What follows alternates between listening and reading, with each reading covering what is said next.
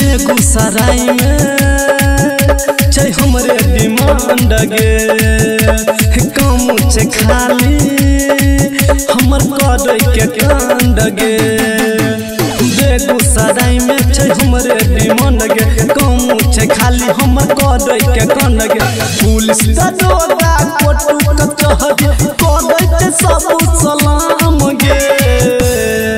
रंगदारी में सबसे पहले छौरी आबै छै हमर नाम गे। रंगदारी में सबसे पहले छौरी आबै छै हमर नाम गे।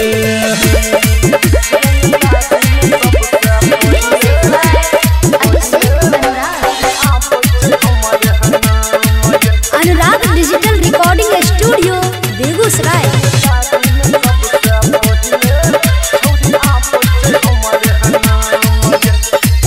कैद के मर्डर जब जाई छियै जे लगे एक दिन में हो जाय छै हमर जबे लगे। कैद के मर्डर जब जाई छियै जे लगे एक दिन में हो जाय छै हमर जबे लगे। लगे 47-56 सगर घूमै छियै खुल आम गे। रंगदारी में सबसे पहले छौरी आबै छै हमर नाम गे। रंगदारी में सबसे पहले छौरी आबै छै हमर नाम गे।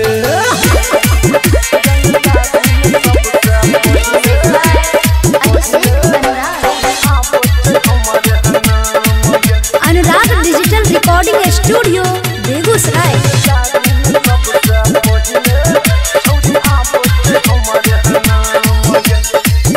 घूमै छियै से ढक जेना जियै छियै सन से जहे तहे मर्डर होइ छै हमरे के पलान से। घूमै छियै से ढक जेना जियै छियै सन से जहे तहे मर्डर होइ छै हमरे के पलान से। कहै चौकी के बलमो अभिषेक इहे सच्चे बदनाम गे।